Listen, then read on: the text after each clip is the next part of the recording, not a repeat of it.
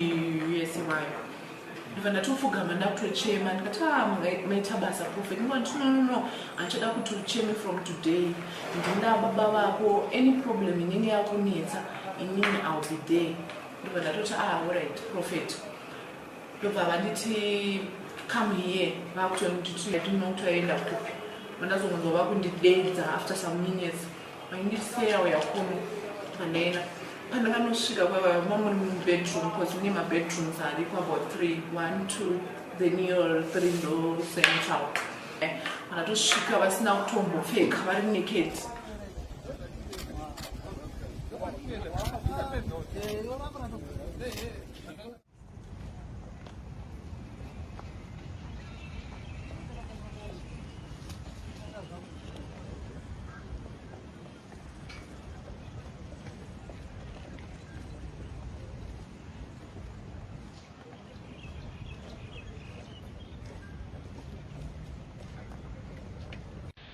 Kuruzhinji rweZimbabwe ndini ndinonsera Maruta ndikuda kujekesa panyaya yandakatorwa naCharity Dlodlo achienda neni kuna Garikai Mazara reporter.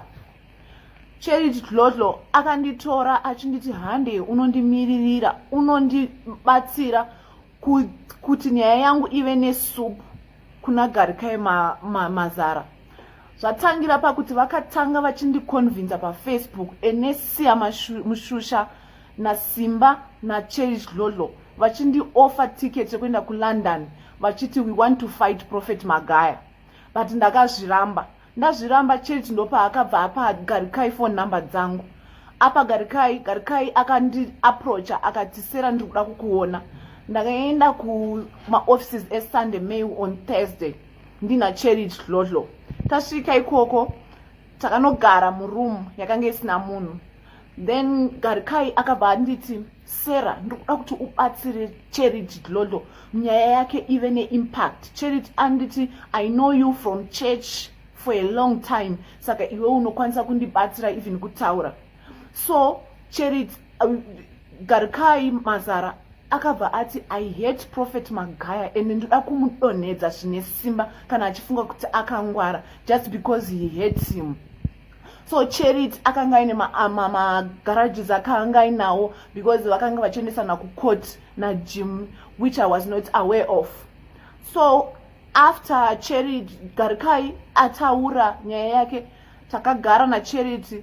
Garikai akabva ati so Sarah iwewe ndoda kuti utaure zvekuti nezvekuti uchimenshena zita ramai Chivero, uchimenshena zita raJimmy, uchimenshena zita raChatambudza so that nyaya yedu inova that impact.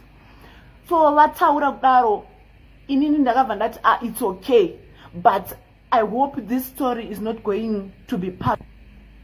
So Garikai akandifonera Garikai Mazara reporter akandifonera nezuro Friday andifonera akati Sarah ndaratidza boss vangu Victoria Rusvidzo nyaya ya Charity. So boss vangu vati zvonda kutobuditsa press.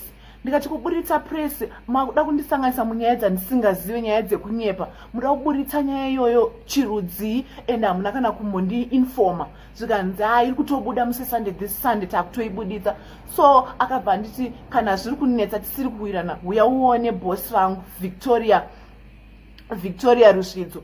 So ndakabva ndaenda ndikakuma offices eSunday Mail ndichibva ndasikoona Garikai Mazara naeditor vake Victoria Rusvidzo ndikamuti inini nyaya dzamuri kuda kundiitisa idzi dzaProphet Magaya inini handidzizive ndedzekunyepa muda kundishandisa kuti ndite nyaya dzandisingazive saka nyaya dzaProphet Magaya dzamuri kuda kundishandisa idzi inini handichade ende handidzizive. So Victoria Rusvidzo akabva ati uri kutyei kana iri nyaya yesecurity yeprotection tinokupa state security tinotoziva even assistant commissioner.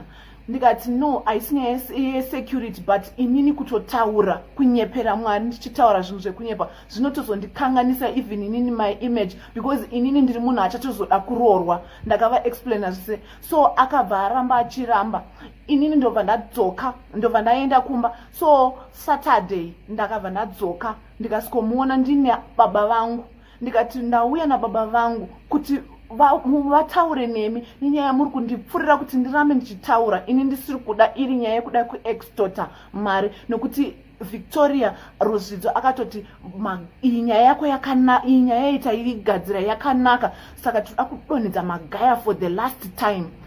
So baba vangu abva vamhoresana naye ini ndindazoramba ndichitaura ndikati ina handisi kuda zvamuri kundiitira.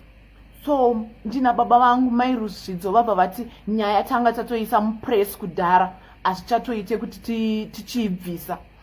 So ndabva ndabuda Charity Dlodlo naGarikai vakanditi Sera, isusu tine mari yatinayo yatakatoofwa from London naEnesia Mashusha naSimba. Ndikati inini handisi kuda zvamuri kundiita, that's why muri kundiona ndauya kuzotaura ruzhinji rweZimbabwe, because handidi kuitiswa zvinhu zvandisingazive zvandisiri involved nazvo kuda kundikanganisira my image.